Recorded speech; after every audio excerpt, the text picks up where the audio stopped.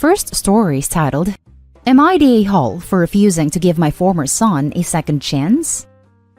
I, 48 male, find out my ex, 49 female, had cheated on me and that the two children she had given birth to, 23 female and 21 male, only one, the girl, was mine.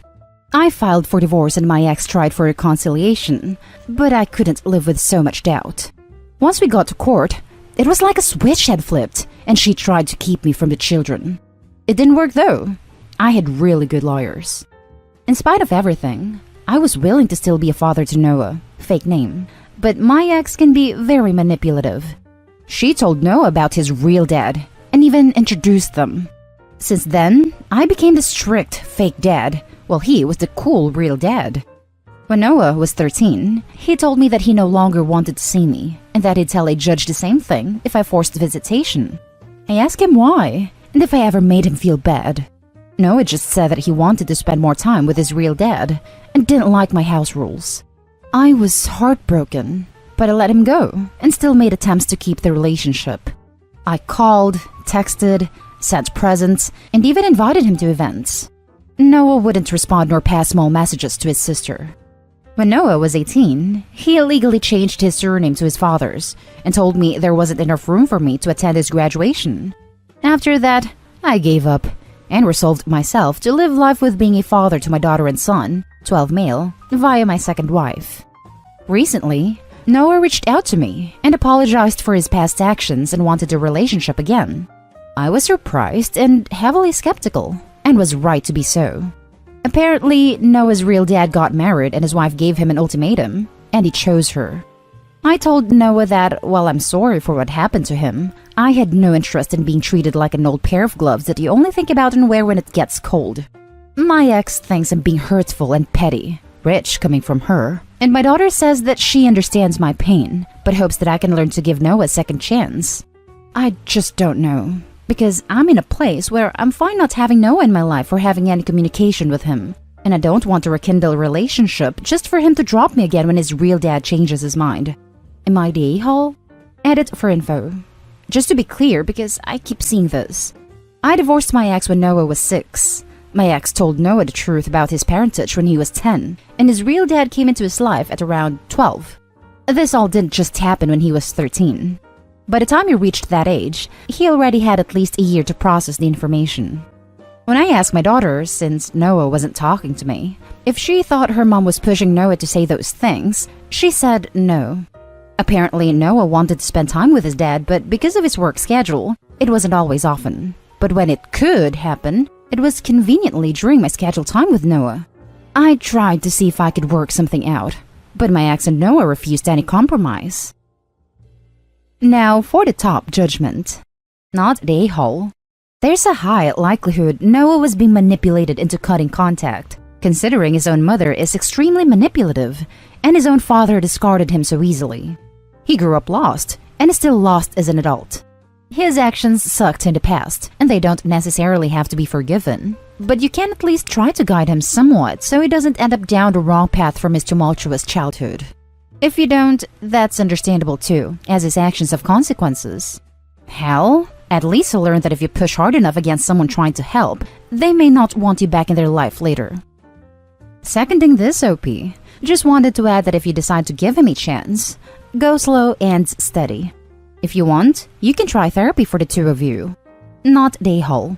You won't be the a-hole even if you decide not to, because that's quite a difficult situation to be in, considering the past. But my ex can be very manipulative. Your ex likely manipulated him into being that way as a teenager, it seems, from your story. I'd say not the a-hole, but I think you should give him a chance. Yeah, that's what I was wondering. It seems way too suspicious that a 13-year-old just cut off all contact with a person he called father for at least 12 years before. Not the a-hole. You were under no obligation to welcome him back with open arms. Frankly, I'd be incredibly suspicious. As is so often the case when family makes contact after years of no contact, he wants something, even if that something is just to alleviate his own guilt. That he only reached out after his bio father tossed him out is not really your problem. What was the basis of this so-called ultimatum that a new wife gave that forced any kind of choice on the bio father? That itself sounds suspicious. Was by a father supporting him or giving him money and/or a place to live? What possible conflict could there be with a 21-year-old adult child that would force a choice? There are a lot of missing details to the son's story that all go toward his credibility and the reason he's suddenly so interested in a relationship. It's been over 8 years since you've had any meaningful contact, and probably a lot longer since you've had a paternal relationship with him, probably since the actual divorce. He's essentially a stranger to you. Why is everyone else so interested and invested in you rekindling a relationship with a stranger? Frankly, it would take years to get to know the person he is today. Isn't 21 right around the time you start paying back the student loans? Now for the next story. Am I the a-hole for spending $6,000 in my daughter's room and refusing to do the same with my stepdaughters? I, male 42, have a 16-year-old chronically ill daughter and her name is Lauren. She's the light of my life, best thing that ever happened to me, and it's absolutely devastating to see her struggle like that every day. She spent time being in and out of the hospital dealing with several issues related to her condition, and she's getting exhausted. Doctors arranged for her to be going to outpatient clinic to receive treatment and said it was best for her to get rest as much as possible. From what the doctor said, and being too concerned and also her behavior, I just knew. I have this gut feeling Lauren might not live more than a few months. She's back in her home, her room where she grew up and had beautiful memories with her mom. She spends most of her time there. Lately, she's been asking to eat her favorite meals, / go to her favorite places and things like that. I try to do all I can to make that happen. She showed me several bedroom decorations and designs and expressed her admiration for one of those bedrooms.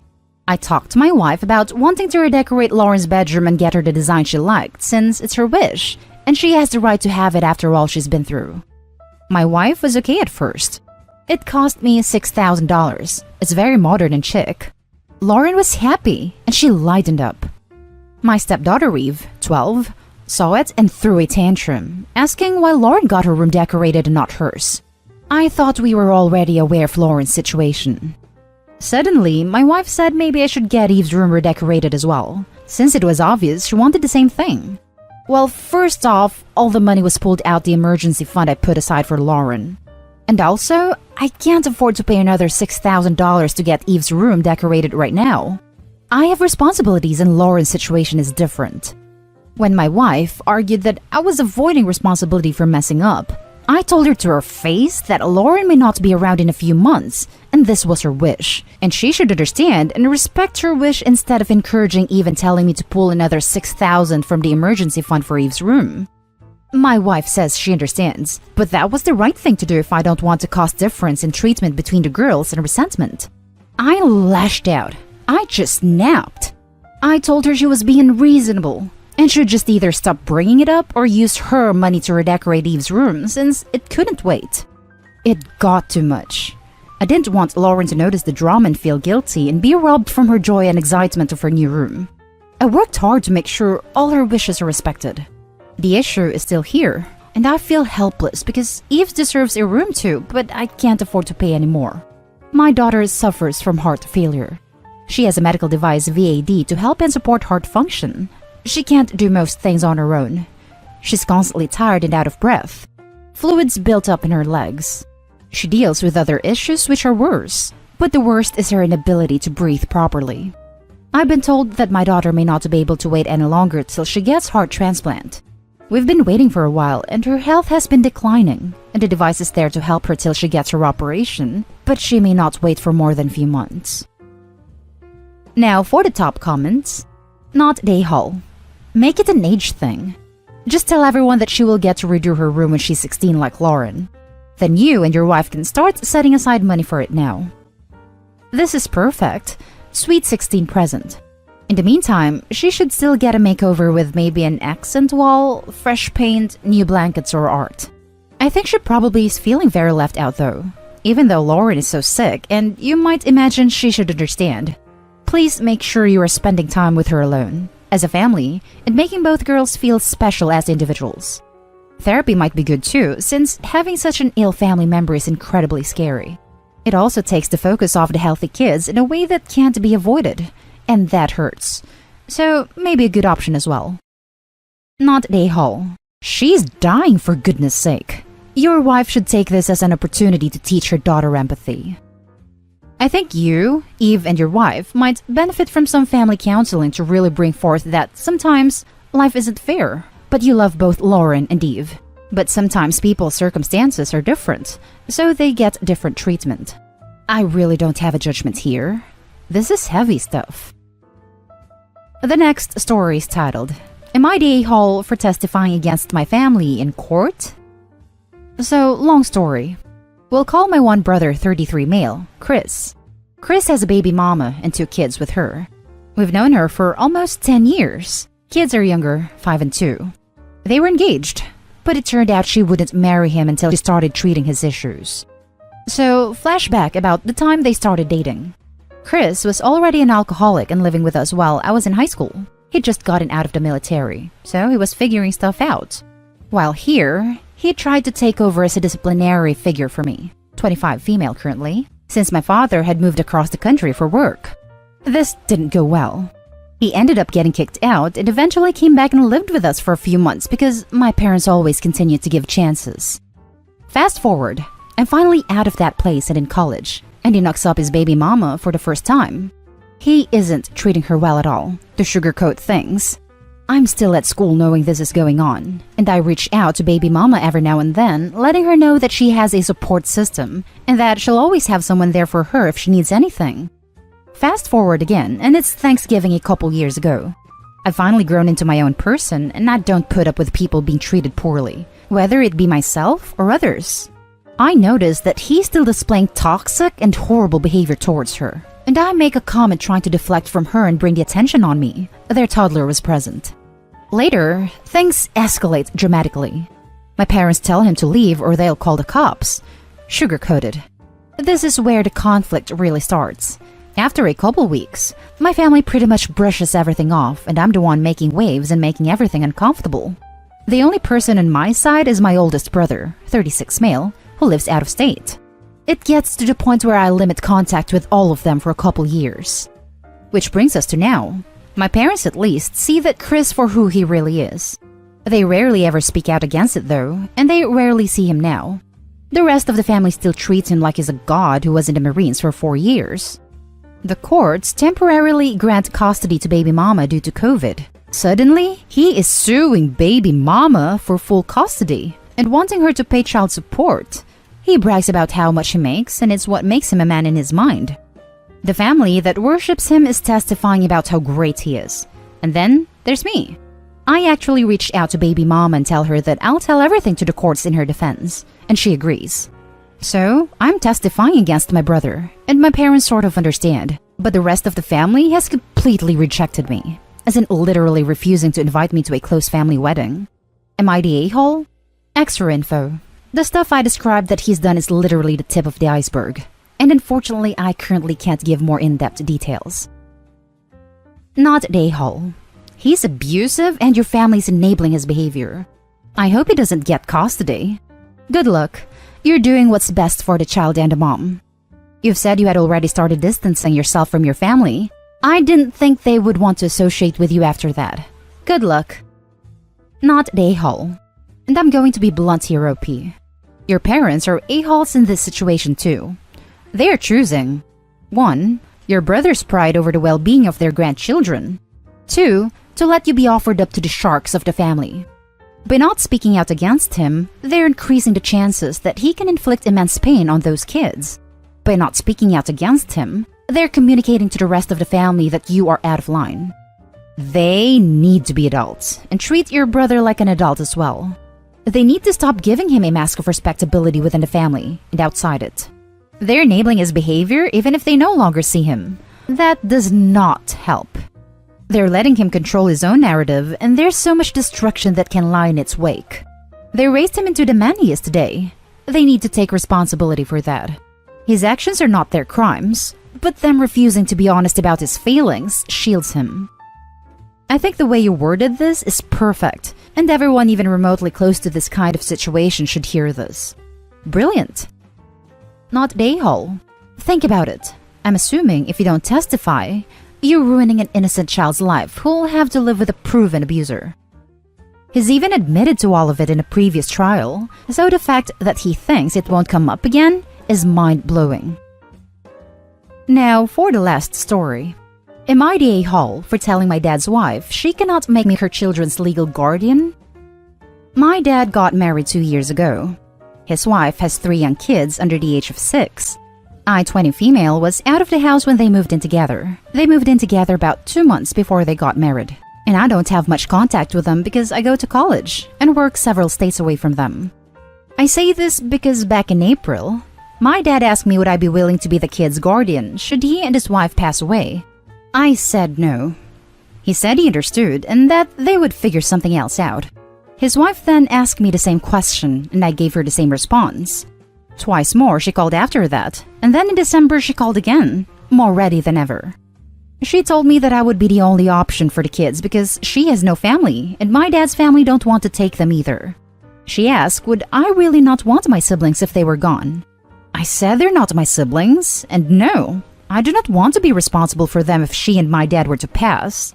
She said she would write it out on her will anyway, and I told her she can't because I do not want to take them and she will mess with them more if she doesn't find someone else. She said it was rude to tell her what she could and couldn't do, especially regarding her kids. My dad said he knows she pushed, but I need to understand they are worried about what could happen and it never hurts to have a plan in place. So, he would like me to smooth things over with his wife. So tell me, Reddit, am I the a-hole? Not the a-hole. She cannot make you their guardian no matter what she puts in writing in her estate documents. She can say these are her wishes, but she cannot force this to be done, especially since she'll be dead. We found out that there is absolutely nothing stopping our family from contesting our wishes for our daughter if something happened to us. We want our close friends to take her, not our parents or siblings, but they can't challenge that, and it is always up to family court to affirm that our chosen guardian is suitable for the responsibility. That is true, but if you very explicitly explain in your will exactly why you don't want certain relatives to get guardianship, and you have good reasons, the judge is unlikely to overrule your wishes. Not the a-hole. You are not obligated to become anyone else's legal guardian, not even close kin. That they are not respecting your decision, which you do not have to justify or explain, is telling. They also cannot force you into that position by just writing it into the will. They need to be told to get a realistic option prepared that is not you. Do not smooth things over with her by capitulating to any of these nonsense. Not the a-hole. It's creepy that they are planning to so intently for their demise. I do get that she wants to know her kids would be taken care of, but if someone says no to it, then you need to figure something else out instead of leaving it so there will be nothing planned. And that's the end of this relationship advice. My 27 female husband, 28 male, admitted he only married me to make his sick dad, 57 male, happy. Looking back, I probably should have seen this coming. My dad and his are best friends. We've known each other our whole lives, but we only dated for 6 months before getting married. His dad was incredibly unwell at the time, so I should have made a connection. But I'd had a huge crush on my husband for the longest time, so I was on cloud 9 when he proposed. It's been 3 years, and this hasn't been the marriage I thought we would have. My husband has kept me at a distance our entire marriage. He worked our entire honeymoon, but kept arranging amazing activities for me to do alone. I thought I was doing it because he was apologetic that he had to work, but now I realize he was distracting me like a small child so I wouldn't question things, and realize he was making the choice to work. He doesn't include me in his life. I've never met the majority of his friends despite the fact that he used to meet up with them at least once a month, and it was his idea to keep our wedding very small. His family have a lot of friends and colleagues. They've never had a small wedding before, so everyone was shocked when he was adamant that he wanted to keep things to just family. I don't think he knows anything about me above surface level stuff, even though we've lived together for 3 years. I know most people who are reading this are probably thinking, just divorce him. And I would, if things weren't more complicated than that. I'm 6 months pregnant with our first child, and his dad's health is still fragile. I don't want to hurt either of our families or cause any stress for his dad, and a divorce would devastate everyone. I wish he never told me, but ever since my pregnancy, I have been a lot more argumentative, and my hormones have been all over the place. We've been arguing. Well, I rant, and he listens a lot. A few weeks ago, in the middle of the argument, He admitted he only married me because he knew it would make his dad happy, and that his family had always been hinting that he should ask me out. I moved into a guest room, but that just made him unhappy, and he told me to move back into our room and he would stay in another room. Ever since, he seems to be trying to make more of an effort, and he claims he wants to work on things. I still love him, but I think I don't trust him anymore. I spend most of the day outside of the house and try to avoid him as much as possible, but he's suddenly always there. I can't talk about this to my family, so I've only told my best friend who already dislikes my husband. So her first suggestion was divorce, and her second was to enjoy watching him gravel and then divorce when he thinks things are great. Right now, I would prefer to avoid a divorce. I just can't do it to either of our families with everything else going on. I need advice on if this is something we can work on and if it is worth me giving him a chance. And if not, how do I minimize the damage and hurt a divorce will cause our families? Now for the top advice. I'm pregnant and his dad's health is still fragile, so I don't want to divorce him yet, but I don't know how to get past this either. If he genuinely wants to work on it and you want to work on it, then maybe you should enlist the help of a therapist and try marriage counseling. It also sounds like you could do with getting some space from your families. It's nuts if he mainly got married to make his dad happy. You were also both adults and seemed too interested in the approval and validation of your relatives. You need to do what is right for the both of you first, and not care so much what other people think. From what you write, it sounds like you don't want to get divorced, but also you don't want to move past it. You have to pick one. And to add to this comment, you shouldn't stay in an unhappy marriage just for the sake of your families. It's your life. Live it for you, not your family. So you both have made decisions so the families are happy. And look where that has gotten you. You're both in an unhappy marriage with a kid on the way who is going to be collateral damage. When is the last time you made a decision that makes you happy? I think you need to understand if you are happy in the marriage and if you think you want to attempt to create a deeper connection, an actual relationship, with your husband.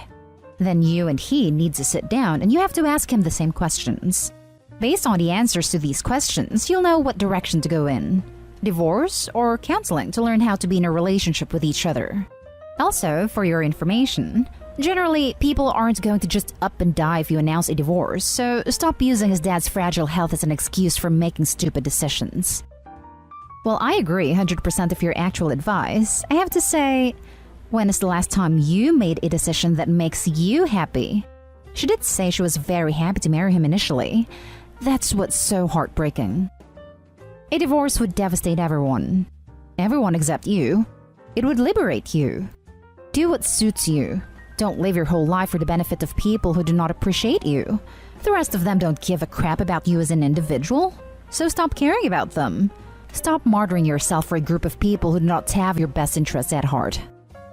This, studies of the elderly where they are asked the biggest regrets of their lives. One of the top 5 answers, sometimes number 1, is that they wish they had lived their life for themselves and not in a way to please others. OP, you are literally at a crossroads to live for yourself or others. Don't have that regret. Also, I really think your family and his will be okay with it when they learn the truth. Now for the next story. I feel like this is abusive, but I need feedback. I, 26 female, have been in a relationship with my boyfriend since 2012. We currently have an almost 1-year-old son together. My boyfriend most definitely has anger issues that he's either not willing to confront or believes is a completely normal response to whatever he flies off the handle about. He treats the men in his life with dignity and respect. However, the women in his life, myself included, cop the brunt of his aggression and scorn. For as long as I can remember, he was always on about, all I want is to be a parent. The meaning of my life is to be a dad.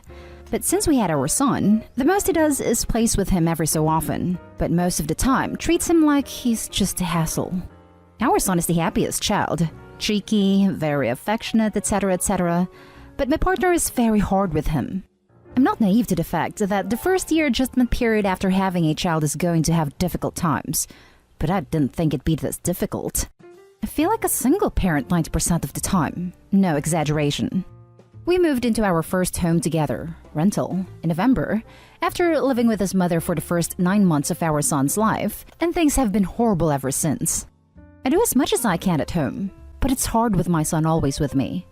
My partner works and I don't. I'm thankful that he works to support us, but he uses it as a bargain card to do nothing when he's with us.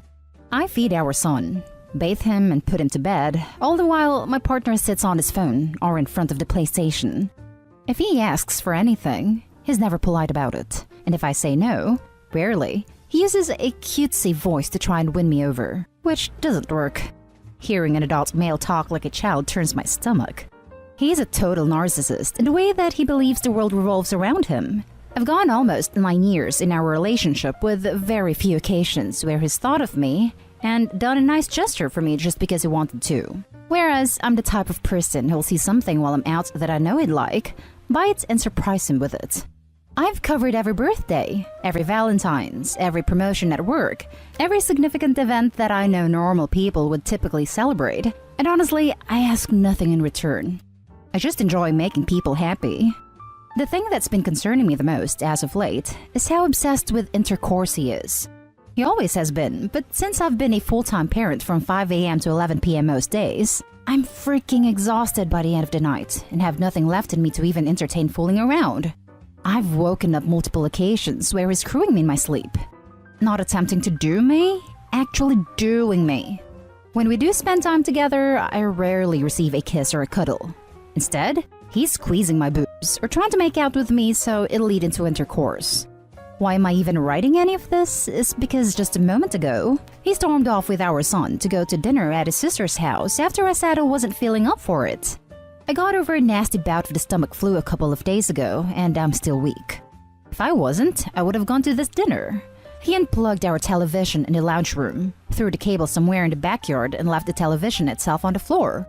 Practically everything in our house belongs to me, save for our bed and his laptop. This isn't the first time he's attempted to control me by taking away things that I'm using. He's hidden my phone before when he hasn't wanted me to go on it. He's hidden my shoes before when he hasn't wanted me to leave the house, etc., etc. Things like that. From my understanding, this is abusive, right? Emotional or mental abuse. I'm too exhausted to remember. Anyway, I don't want my son growing up witnessing any of this or having to be in the firing line of his dad's anger. He has been before. Refer back to his age, he's not even a year old yet.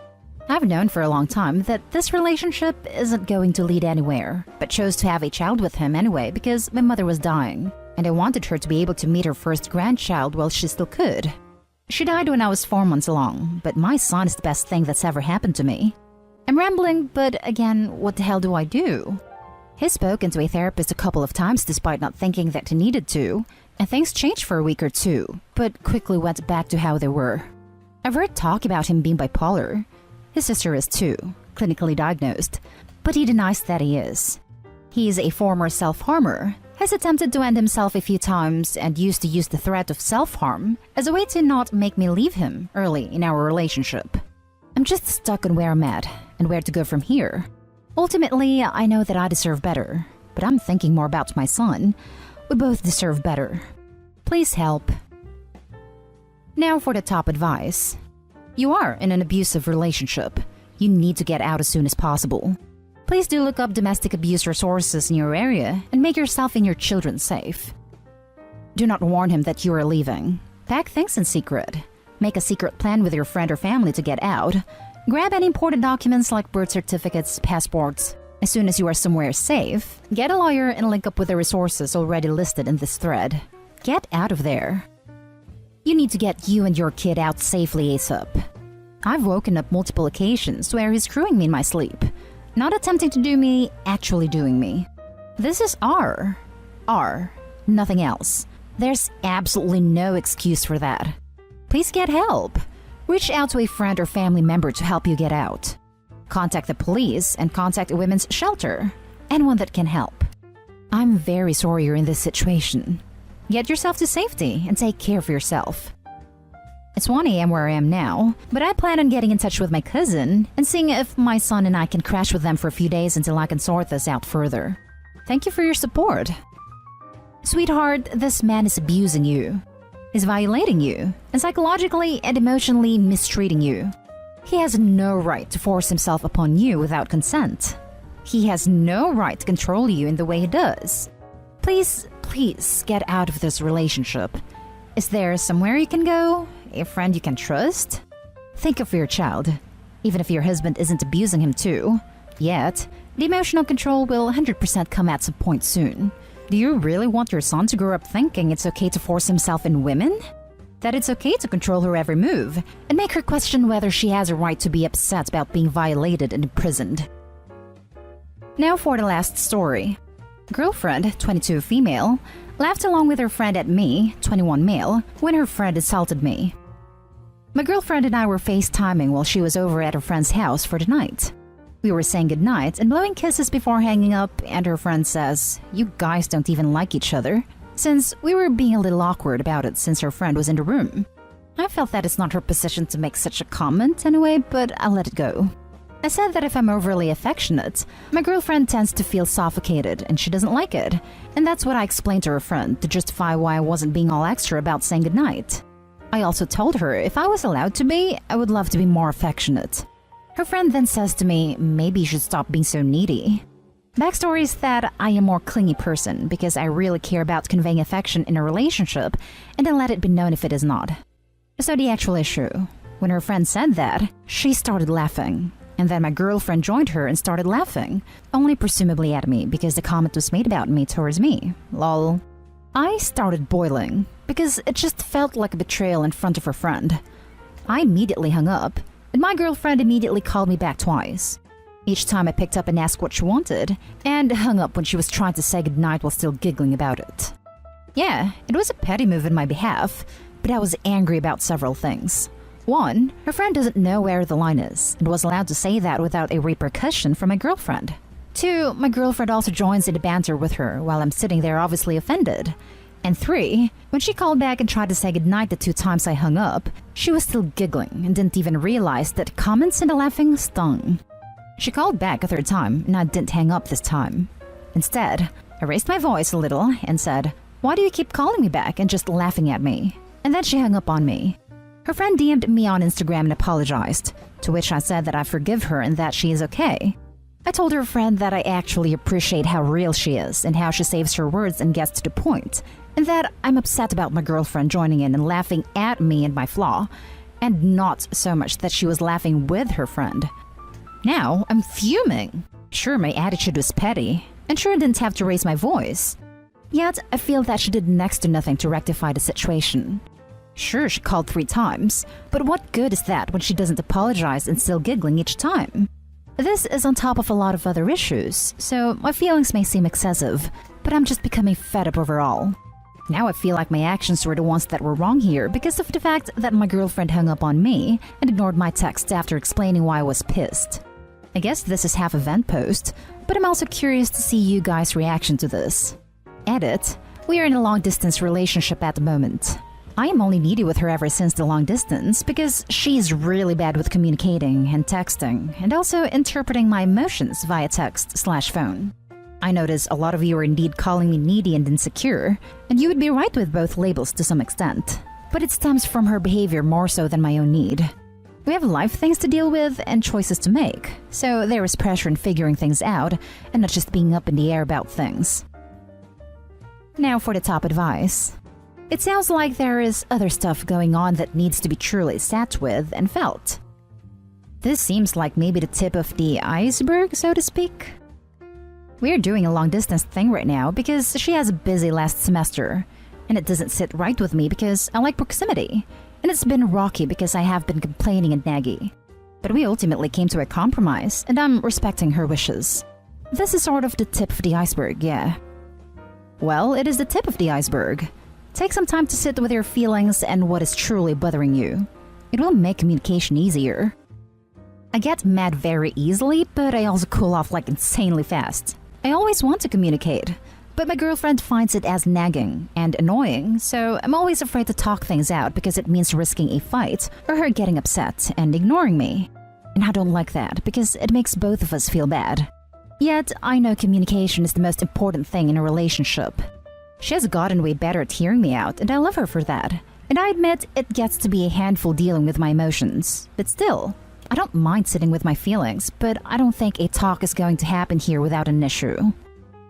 Am I the a-hole for kicking my mother-in-law's guest out of my wedding? Long story short, I, male 31, have been with my now wife for 3 years in total, and we got married days ago. I love my in-laws. However, some of them clearly don't like me for some reason. My mother-in-law tends to be mean and controlling, although she never say anything bad to me directly. Her behavior is the issue. Mother-in-law and most of the family are in close relationship with my wife's ex-husband. He was out of the country for a year or so, but I noticed he was being invited to family events, /birthdays, /family trips. Me and my wife just decided to not go because of how awkward it was. It's awful. I haven't bonded well with my nieces and nephews as they talk about the ex instead of me.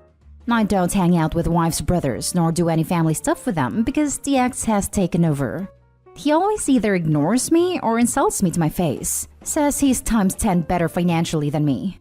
I talked to my mother-in-law about this and she firmly shut me down, saying it's her house and it's her life. She invites whoever she wants. Period. Before the wedding, I discovered my mother-in-law sent a secret invitation to her former son-in-law. I told her no, but she argued about it. My wife and I put our foot down, and that's when mother-in-law stepped back. At our wedding, I saw her, father-in-law, coming with her former son-in-law. I was in shock, so I pulled them aside and asked why they brought him. That he needed to leave because I didn't want him in my wedding. Mother-in-law argued that it's her guest. Family don't need invitation. I reminded her it's my wedding, then I asked the guy to leave. They jumped to defend him, but I insisted, telling them they can leave as well. Mother-in-law called me insecure, controlling jerk, and her daughter should call off the wedding right then. When my wife agreed with me, they screamed at her talking about me mistreating her. My parents weren't pleased by that. My mother-in-law left and the others followed. We are not speaking right now, and they have been getting berated by the family for kicking out their guests out of spite and disrespect towards the family, and how that affected their relationship with their former son-in-law. Now for the top comments. Not Dayhall. Your in-laws are out of line, but I'm very glad your wife has your back. Sounds like you will be hanging out with your side of the family more and the ex can have the selfish side. Out of line? They're out of their minds. Right, and the ex too. That is the kind of stuff that happens in movies. I half believe they expected the ex to proclaim his love during the wedding and the bride to run off with him and leave Opie at the altar. Nope, not so much. My mother-in-law didn't like me. She and my sister-in-law started to invite my husband's ex-wife to family functions. He told them in no uncertain terms he did not want ex-wife there. They still continued to invite her, so we stopped going to family functions. Not Dayhall. He wasn't just their guest, but your wife's ex-husband. That's extremely inappropriate, no matter how you cut it. Was he planning on objecting to the wedding to declare his love for her, or was it just to ruin the event for the both of you by him being there? Either way, it was meant to intentionally hurt you. Obviously, they're hoping his constant presence with their support will bring their daughter around. But now it looks like they could lose their daughter over this. Cut out anyone who takes their side after knowing the facts. Their guest. Well, you're all my guests. So, GTFO. Hahaha. Seriously, who attends their ex's wedding without permission? Not Dayhall. First, your wedding, your choice. Second, it's highly inappropriate for an ex to attend their former partner's wedding without being invited by their former partner. Third, they were told that he was not welcome. They have no right to surprise you with this. And what about your very clear, very expected reaction? I'm sorry they like the ex so much.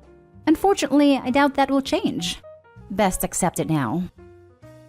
Now for the next story. Am I the a-hole for not inviting my child-free sister/brother-in-law to my child-friendly wedding? My 27 female sister is the third born out of 4 siblings, with me being the youngest, and we have 2 older brothers. Both our brothers have kids, and I have 2 kids of my own. And whenever our sister finds out there's a baby on the way, she acts like it's the worst thing in the world. She doubled down on this with me, because I'm a woman. Once the kids were born, she wouldn't let them call her auntie, which, okay. Said she'd never willingly babysit, which no one ever asked her to do.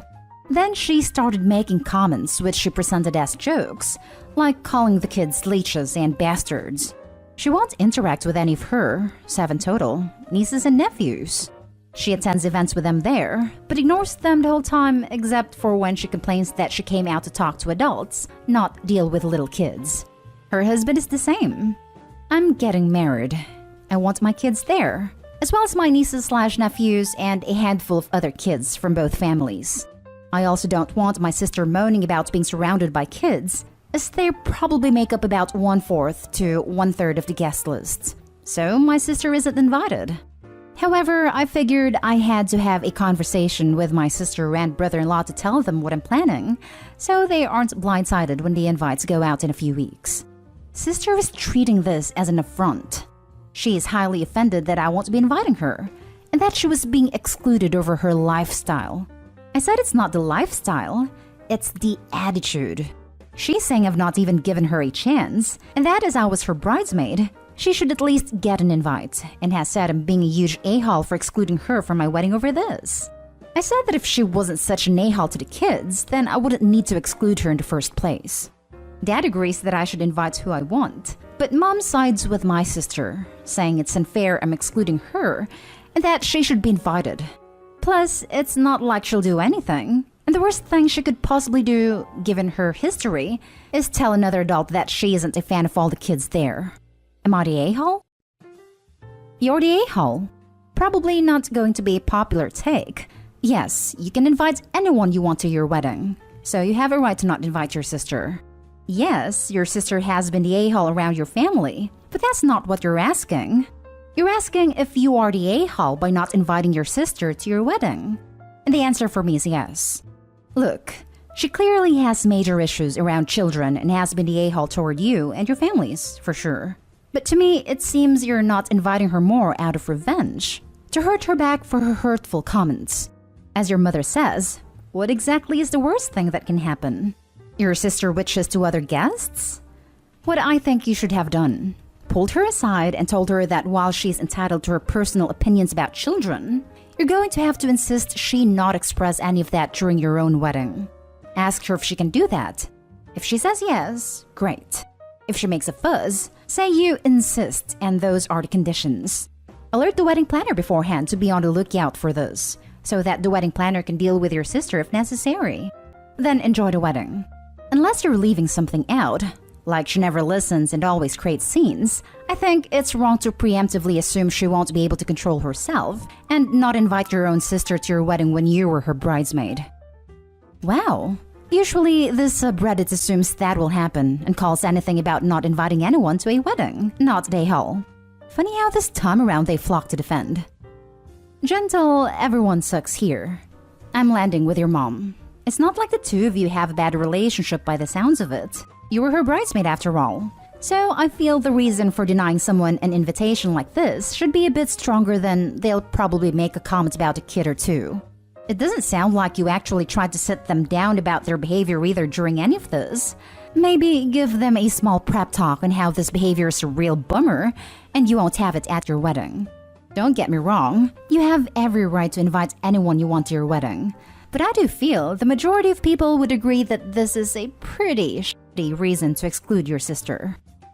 Should I invite someone who frequently insults my kids, refuses to acknowledge them as family, and calls them leeches and insulted me when I was pregnant to my wedding?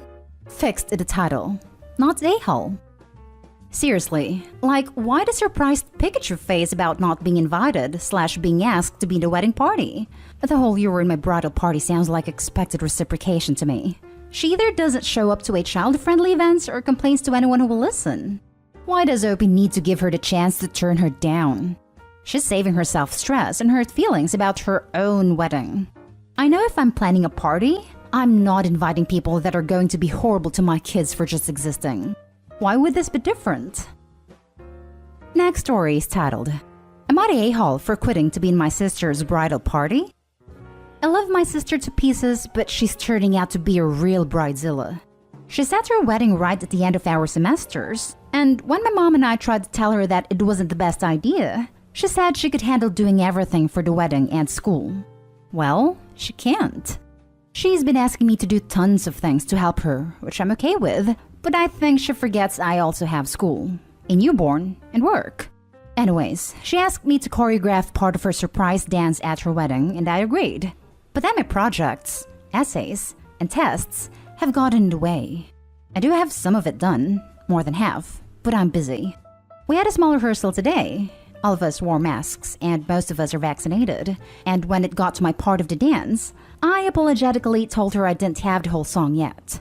She went off on me in front of the bridal party about how the wedding is coming up soon, and I had one job and how I could do this to her. It might have been how exhausted I am, but I threw in her face that I found her caterer, did her invites, made her guest book, found her bridesmaids' dresses, I'm doing hair and makeup for everyone the day off, and so many other things. She played the victim, saying she was so stressed and I wasn't being helpful with my attitude, and I told her it was her fault for setting the date so soon.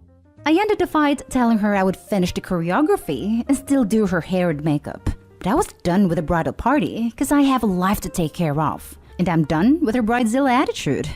My parents and husband agree with me, but the rest of the bridal party told me I was an a-hole and I should understand how stressful a wedding is. I get that. I did everything for my own wedding, but I gave myself enough time so I wouldn't be a pain in the ass for everyone. So am I the a-hole? Now for the top comments. Not the a-hole. You are doing your best. She's out of line. She's making it harder on herself. Weddings are special, but idealizing the process is just not healthy in my opinion. Dance isn't perfectly choreographed. Who cares? Becomes a funny story. No bloody dance is fine. Why the hell is there even a choreographed dance? No one is going to care if it's there or not. Sure, that sort of thing can be fun, / nice when it's reflective of the couple, but she isn't even the one choreographing it. How can the bride expect so much of everyone? Not the a-hole. She doesn't get to unload on you because she set her expectations unreasonably. The rest of the bridal party just doesn't want to deal with her, and as with you gone, they get to be the cannon fodder. Exactly. Her parents and her husband know the kind of stress her sister is inflicting on her, but the bridal party? They probably want a free ride without having to lift a single finger for the wedding. If Opie does hair and makeup, then they don't have to worry about it because I bet Opie's doing it for free. Not the a-hole. I get so tired of this BS about how stressful a wedding is. A wedding is only extremely stressful if you make it that way by building it up in your head into this be-all and all event that has to be picture perfect and flawless, or else you'll just die. I'm not sure why people do that to themselves, or why others go along with that nonsense, but I am sure you are not obligated to put up with your sister's verbal abuse and thoughtless selfish demands on your time. You are kind to still be willing to do the choreography and her hair and makeup, because she obviously doesn't appreciate your time and talents. The rest of the bridal party can pick up the slack themselves, instead of trying to avoid that by shaming you into doing more than you have the time or desire to do. Now for the last story. Would I be the a-hole if I told my parents that unless they contribute to the wedding, they are uninvited? I always had a bad relationship with my parents. They were never good at nurturing. They were disinterested in us unless they could get something through us. I'm getting married in May to the love of my life. When we started planning for the wedding, my parents made it clear that they didn't have the money nor the intention to pay for the wedding in any way. My fiancé and his parents are paying for about 80% of it, which is the religious ceremony, the venue, with table decorations and all, the food and the music, and I'm putting the last 20%, which is gonna be transportation with buses from the nearest big city to the venue, the photographer, the party favors, and my wedding dress / shoes / hair / makeup. I don't have a lot of money either. I just got back to work after a year being unemployed because of COVID. I don't have any money to waste. I'm too proud to go to my in-laws for help as they already pay for more than their share of the wedding. They shouldn't shoulder my part as well. Fortunately, I found a great charity that helps brides like me that can't put thousands of dollars into one dress. They rent wedding dresses that are donated to them for very cheap. I'll only have to pay for the adjustments. A friend of mine agreed to do my hair and makeup as a wedding present. That saves me a lot of money, and it's a huge relief for me. On Friday, my sister called me to tell me that my parents have bought clothes for my wedding, and that they have been bragging and showing it off to her. She told me it's really expensive over-the-top clothes with shoes and jewelry to go with it, and that they said that overall, it had cost them close to $2,000. That made me angry, because they really didn't need to spend that much money on it. And if they had that money to spare, I could have used it for the wedding. And maybe I'm vain, but it bothers me that my parents are going to be better dressed than me on my wedding. On a deeper level, since they obviously do have the extra money, it hurts me that they didn't want to help with the wedding. I feel rejected and neglected, like I've always been with them. I decided that I don't want to put up with that anymore. I want them to participate financially to the wedding, even if it's just a small amount. My budget for party favors is $300, and I want them to pay for that. And if they say they can't, then I don't want them to come to my wedding. They were never really family anyway. My family are my siblings and my friends, and my soon-to-be husband. I would like to have them there, but under my terms, not theirs. I don't need them, and it might be petty, but if they refuse to pay, I will feel vindicated because they would have wasted all this money in outfits they aren't going to wear because they won't have the occasion. So, would I be the a-hole? You're the a-hole. It's your right to not invite your parents or anyone to your wedding. It's not your right to demand your parents or anyone to financially contribute to a wedding that you're choosing to have. Figure out whether you want your parents there at all, but leave the paying for your wedding out of it. You put it much better than I would have. It sounds from the post like Opie has a very complicated, to put it mildly, relationship with her parents. It's fine to go low or no contact, but it's not okay to make the wedding invitation contingent on a financial contribution. Either invite them or don't. Especially since the pot calling the kettle black. Having their affection contingent on what they can gain is exactly what she said she hated about her parents. I understand she's stressed about money and hurt by her parents' behavior and excuses, but she needs to deal with her feelings without being spoiled. You're the a-hole. If you can't afford an expensive wedding, don't have one. Stop relying on other people to pay for the lifestyle you can't afford. My in-laws want the expensive wedding. He is their only child, which is why they are paying for most of it. I have budgeted the $300 and I can come up with them on my own. I want this as a gesture that they care enough about me to contribute, or if they don't care, then they don't come. You're the a-hole. It truly doesn't matter what the details are. Your parents don't automatically owe it to you to pay for your wedding because they bought new outfits to wear.